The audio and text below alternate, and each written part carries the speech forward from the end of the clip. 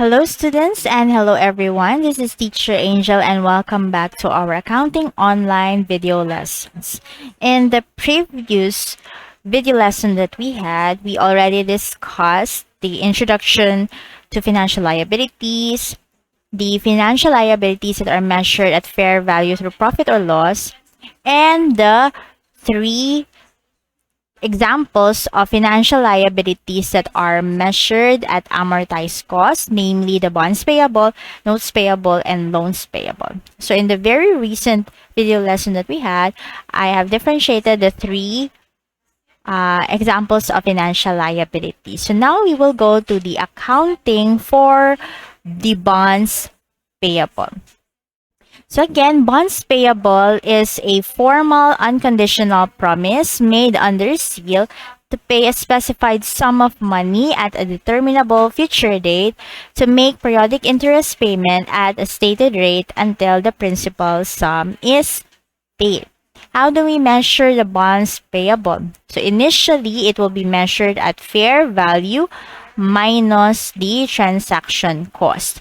Normally, it is equal to the net proceeds from the issuance of the bonds. And how do we determine the fair value? Pwede na siyang from quotation from an active market or present value of all principal and interest payments. So since this is in the order of priority, kung unsa may naa sa number 1 or the first item, mao'y una natong pangitaon. Unya maosad ato ang unang i-apply in case the two fair value sources are available. So according to the standard, the bonds payable will be measured initially at fair value minus transaction costs. And what are these transaction costs? So the transaction cost or the bond issuance cost that will be included in the accounting for the initial measurement of bonds payable are the costs directly attributable to the issuance of the bonds, and these are treated as adjustment to the premium, okay, as a deduction, or it could be added to as part of the discount on the bonds payable and not treated as an outright expense. So therefore, dili siya lahig account title. So ma-appeal siya sa valuation, which is adjustment to the premium or adjustment to the discount. Subsequently, the bonds payable will be measured at amortized cost using the effective interest method. So we already learned how to apply the effective interest method when we had our discussion in the notes payable previously. So in the issuance of the bonds, there may be three schemes. So pwedeng tulo ka scenario wherein the bonds are issued at face amount, the bonds are issued at a premium, or it could be issued at a discount. So how do we know nga issued siya at face amount or issued at discount or issued at premium? So first indicator or di mailhan nato ani is comparing the proceeds and the face amount. So maning proceeds, this is the consideration nga ato ang na-receive. Kaya di ba kita may nangutang, so kita may makadawat sa money. So pila man ang ato ang nadawat kumpara sa face amount. How do we identify ang face amount? Usually katong face amount is in denomination. So let's get an example. Okay, so you have on January 1, 2021, Sambuanga Company issued a 10% 3-year 1 million nga bonds. Paning 1 million here, that is our face amount. So if the face amount is equal to the proceeds, para siya value sa ato ang nadawat, then the bonds are issued at face amount, equal to the face amount. Another indicator here nga it is issued at face amount is when your effective rate is the same with the nominal rate. Okay? And the maturity value here, so at maturity date, the value of the bond should be at face amount. If the bonds are issued at a premium, you will know this when you compare the proceeds and the face amount, and the proceeds are greater than the face amount. So, mas dako taong nadawat kumpara sa face amount sa gi-issue na to nga bond. So, kung hunaw-hunaw ni mo, it's like we got or we acquired a gain or nagka-gain ta, 'di ba? Above ang atong nadawat kumpara sa face amount.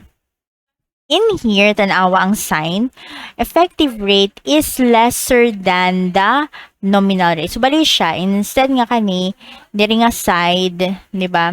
Kani, there is a right na po niyahang greater nga amount. So, you have to remember this one.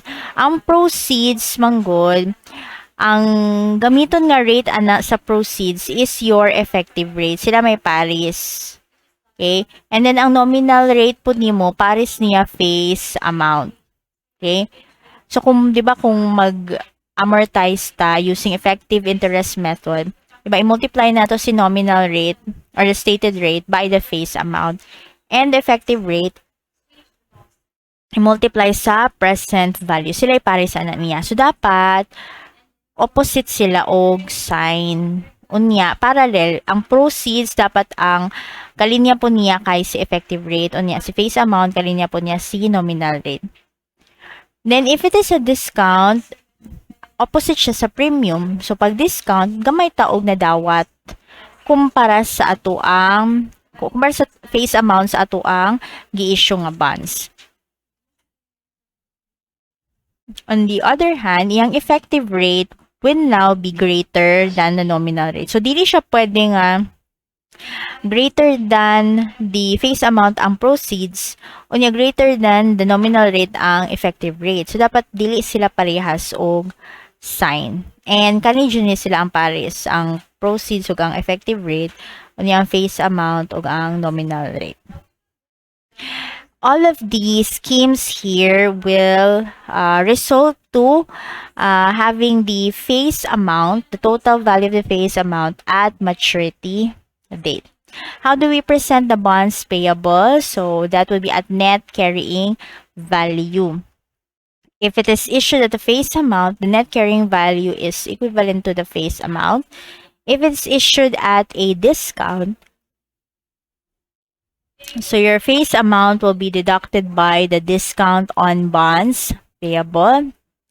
And if it is issued at a premium, then the presentation will be face amount plus the premium on bonds payable.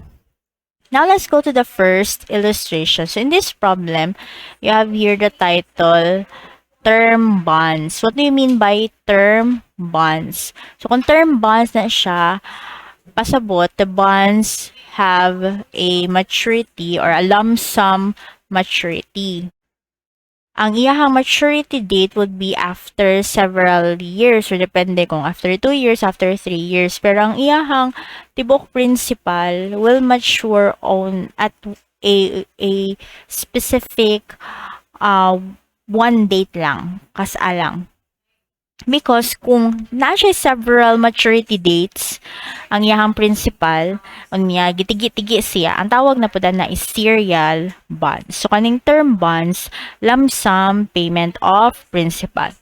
Kung term bonds ba, ma'am, unya lump sum ang iyahang principal, mo follow po ba nga lump sum po niyang interest? So, the answer is dili po siya mo follow nga kung lump sum ang principal kasara nimo bayaran ng principal as a whole or in full amount. Ang imuha pong interest is lump sum pod or at the maturity date. Kaya pwede man nga ang bondholder gusto siya nga maka-receive og regular interest. So, pwede siya nga mapabayaron kag interest annually, semi-annually, monthly. So, not necessary nga parehas gyud si principal payment o interest payment. Nga kung si principal is lump sum, ang interest po is lump sum. So, it's not the case. Okay? So, provide the necessary journal entry or entries on the date of issuance under the following independent situations. So, on January 1, 2021, Zamboanga company issued a 10% 3-year 1 million bonds, and the bonds the bond interests are due annually every year end. So 3 years man siya, 3-year, meaning after 3 years bayaran yung 1 million nga principal. So this is your transaction date, January 1, 2021. This is the term, and this is the face amount. And this is your nominal rate. First is the bonds were issued at a face amount. So what will be the entry? So kung face amount is siya, so meaning the proceeds is equivalent to the face amount. So debit cash, 1 million, and credit bonds payable. Requirement 2, bonds were issued to yield 8%. So 8% is our effective rate. This is our yield, our coupon rate. So how do we determine the proceeds? So compute nimo ang proceeds here. So the effective rate, okay, babalik ko na to ha. Ang nominal rate ay gani ha, based on the problem is 10. Okay, nominal rate, so ganito siya, effective rate, then nominal rate. The nominal rate here is 10% and the effective rate or the yield is 8%. Okay, so diba mas lesser si effective rate. So therefore, ang imuhang proceeds here compared to the face amount, dapat sila magparehas og sign, dapat sila parehas nga less than. So dapat greater than si proceeds. So dapat the proceeds, the cash received is an amount greater than 1 million. Diba 1 million ang face amount? So therefore, we have to compute how much is the proceeds. So we will use the 8% nga rate. 8% for 3 periods. Kano 3 periods man siya because this is 3 years for 3 years. So get the present value of the principal at 8% for 3 years. So that's 1.08 divide equals 1, 2, 3. Okay. So that's 0.79383224. So round off 0.7938 multiply by the principal. To get the present value of ordinary annuity, okay, good for 3 years. Unya, kay regular man annual man atong interest, so ordinary annuity ang gamiton, so minus 1 divided by 0.08. Okay. So 2.57709 or therefore 2.5771, okay, 0. So to know how to compute the present value factors, you may check my video lesson on getting the present value factor. So you can go through or browse through my YouTube channel for the complete steps using the formula, using ordinary calculator, and using scientific calculator. So how to compute the present value factors. Okay? So assuming na kabalo na gyud taon sa pag-compute ani, so let's proceed. 1 million times 10%, yung 10% man, because 10% every year, times 2.5771. So the total present value is 1,051,510, and this is your proceeds. Okay, so debit cash 1,051,510, credit bonds payable at face amount, and my balancing amount nga 51,510. That is the premium on bonds payable.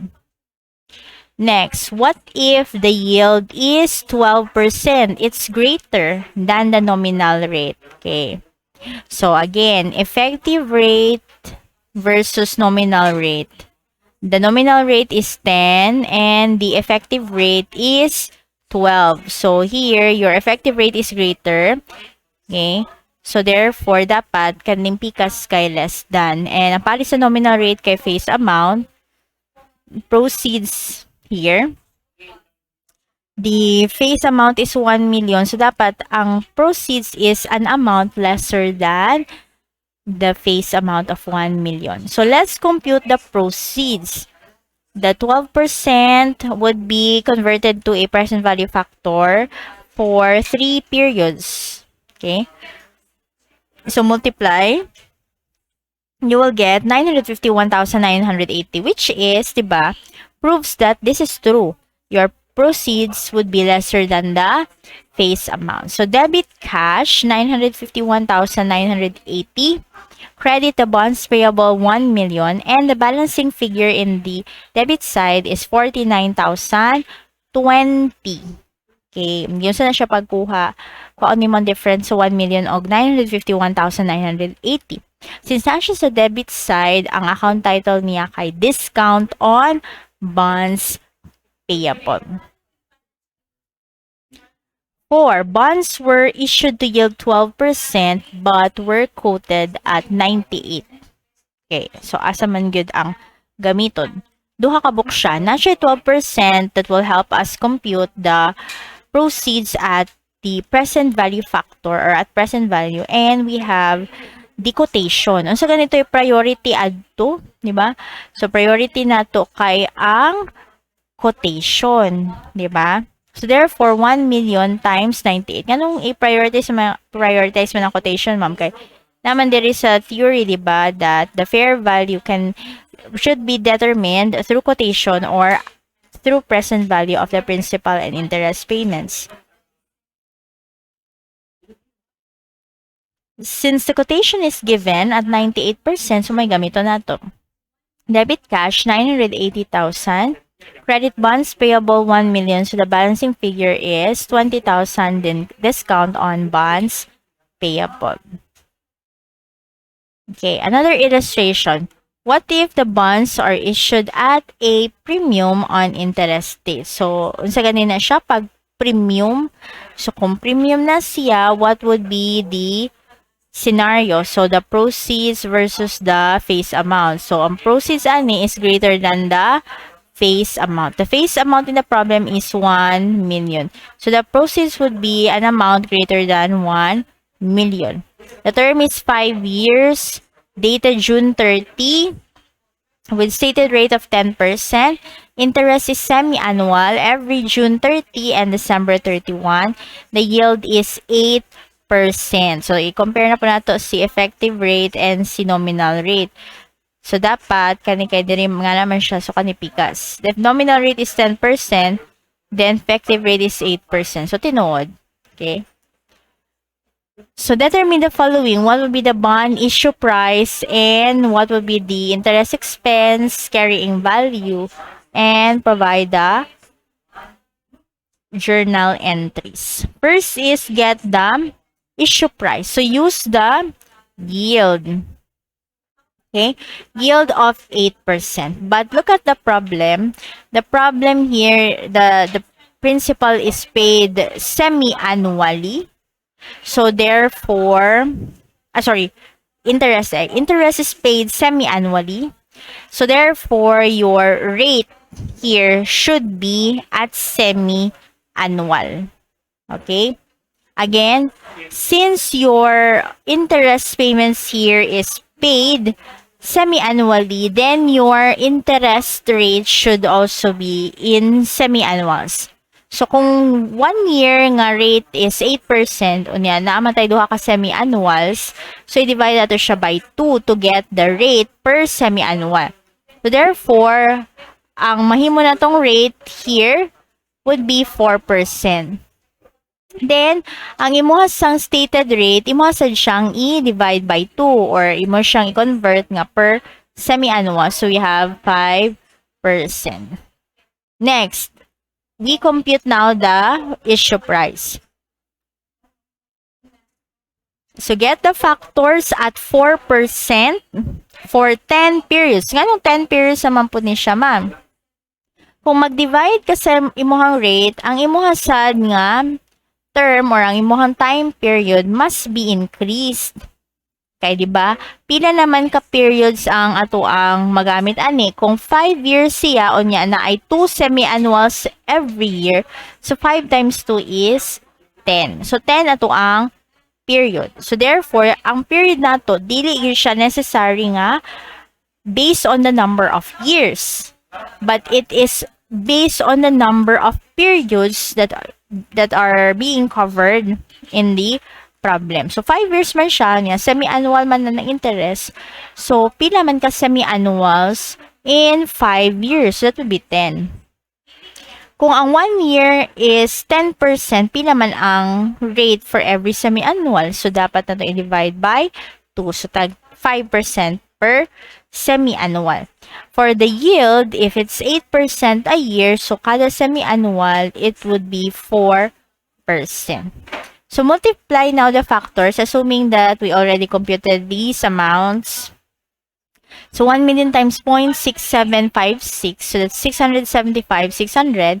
For the interest, observe, diba, ang i-multiply kay 5%, kay ang interest man kay semi-annual. So, 1 million times 5% times the present value factor. So, the total amount or the total issue price is 1,081,145. This amount will be the one we're going to plot here sa table. Mo na pinakaunang amount for the transaction date of June 30. So, the first amortization will happen on December 31, 2021. So, how do we compute this one?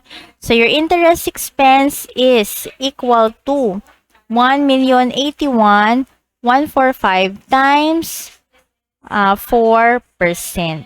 Okay, so this is the present value times the effective rate. And kaning interest is face amount times nominal rate. So that is 1 million times 5%. Get the difference, you will get 6,754,000. Sama na siya. Since atong present value kay mas labaw pa sa atong face amount, diba? Ang goal sa pag-amortize is to reach the face amount. How do we reach the face amount ng 1 million? We have to reduce the present value so that after 10 periods, mahimo ng 1 million ang present value or ang carrying amount. So, therefore, para ma-reach na to ang 1 million nga face amount, we need to reduce our present value or the carrying value by the amortization. So, 1,081,145 minus 6,754. So, you will get 1,074,391. So, continue the computation sa table. So, same gihapon. Ang 1,074,074 i-multiply na to sa effective rate nga 4%. So, gamito na to itong semi-annual. And then, for the interest, so that's 1 million times 5%. So, continue until you reach the last year. So, kaning second to the last period, di ba, naama siya 1,009,667. So, para ma-close na siya, so dapat kani is 9,667. So, 1,009,667 minus 9,667, that's 1 million. Then, i-work back ni mo siya, pila man dapat ang amount diri to get the 50,000. So, pila man dapat 9,667. So, that would be, okay, pila man siya dapat? 50,000 minus 40,300, sorry, 9,667 minus 50,000, that's 40,333. Okay, 50,000 minus 40,333. Okay, 9,667. Requirement B, what would be the interest expense? For 2021 and 2022, asa man mo siya tanawon? 2021, asa man siya? Kanira. Mauro man na-cover sa 2021. 2021. And for 2022, kaning duha ka amounts. So, this is 42,976 plus 42,695. Okay, so, this is for 2022. Ni ang 2023, kanina pod, kani o kani na. Okay, so for 2021, that would be 42,976. For 2022, sorry, for 2021, 43,246. For 2022, that's 42,976 plus 42,695. So you will get 85,671. To get the carrying amount, just look at the last column. For 2021, the carrying amount is 1,074,391. And for 2022, tanaw ni mo ang pinakalas, dili itong June, kani siya. 1,060,61. So, journal entries, debit cash for the proceeds, 1,081,145. Then, credit bonds payable, 1 million. Then, credit premium on bonds payable. To record the interest payment, so that's based on the nominal amount, which is 1 million. Okay, 1 million times, pila may rate. 1 million times, okay, 5%. Dili siya 12. Okay, pwede na po nga ni. 1 million times 5%.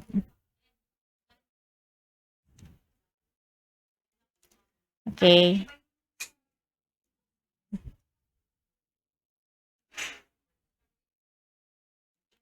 Okay, so dili ni siya mao ha. Pwede nga niyo niyo siya, pero 1 million times 10, 10 man to nominal rate ato, times 6 over 12. To record the premium on amortization, pila man to siya for 2021. Okay, kanira siya. This is for 2021. Pag mangutana siya, ma'am, 2022, so i-add niyo mo ning duha. That's for 2022 premium amortization. So 7,024 plus 7,305. Okay? That's how you're going to solve problems involving issuance of bonds at a premium on interest date. So how do we present these in the financial statements? So in the SFP, it will be presented as part of the non-current liability section. That's 1,074,391. Okay? So, siya ang carrying amount.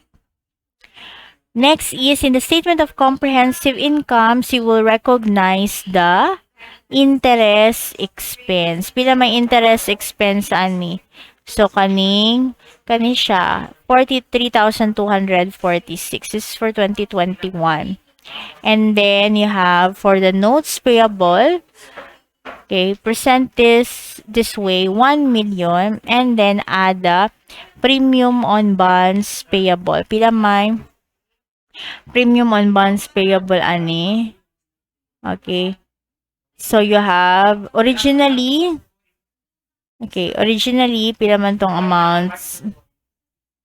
Okay, 81,145. Okay. 81, 8,000. Katong gi-compute ganiha. 81,145. 8,145 minus kani siya 6,754.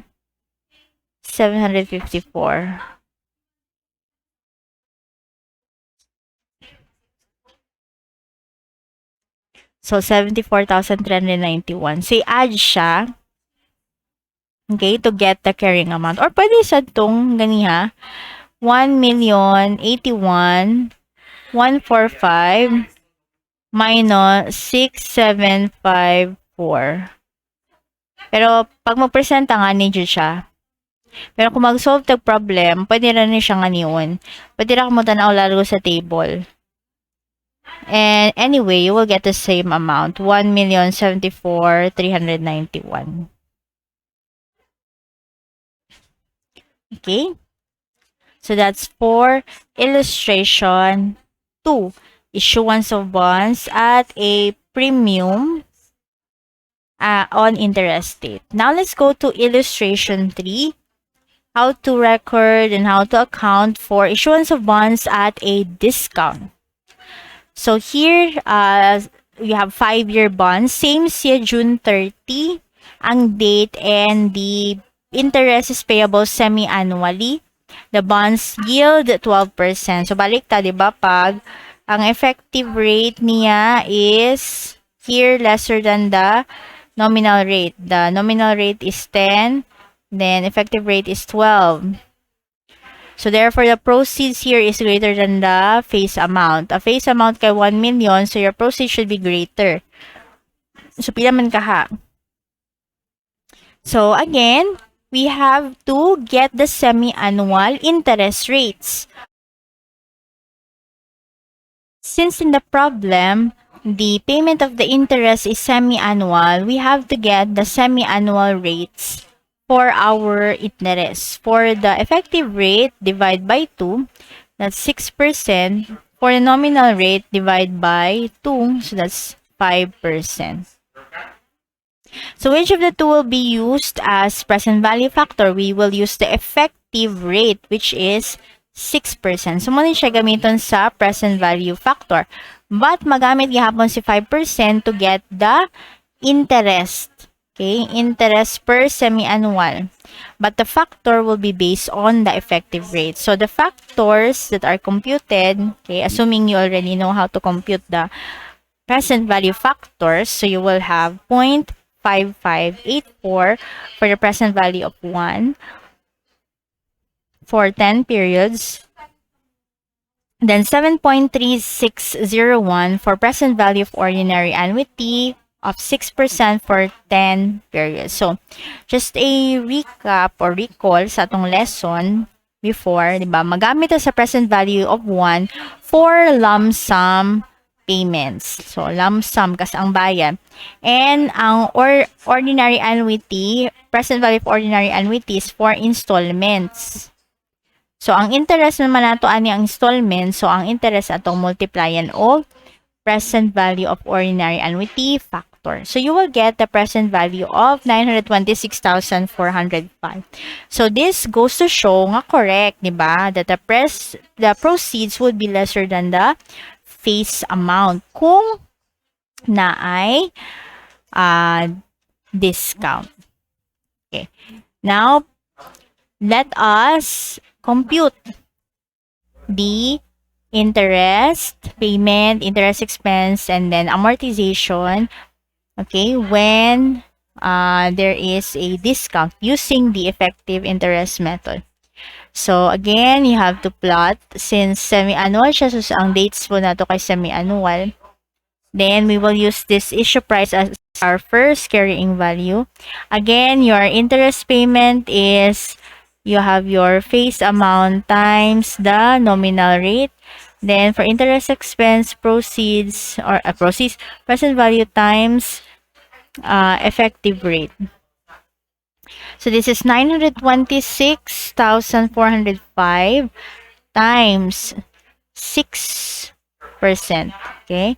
Times 6%, you will get 55,584. And then this one, 1 million times 5%. So just follow through. Okay, get the difference. You'll get 5,584. And what will be the treatment of the discount? So since, diba again, ang goal sa amortization is we have to reach the face amount. So since this amount is lesser than 1 million, kailangan na natong dugangan para ma-reach ang 1 million. So therefore, your 5,584 will be added to get the carrying value. So 926,405 plus 5,584, you will get 931,989. And then same process pag last nga year na get the balancing figure pila may kuwang para ma 1 million. So this will be 9,424. And then this one would be 9,424 pod. Okay? 9,424.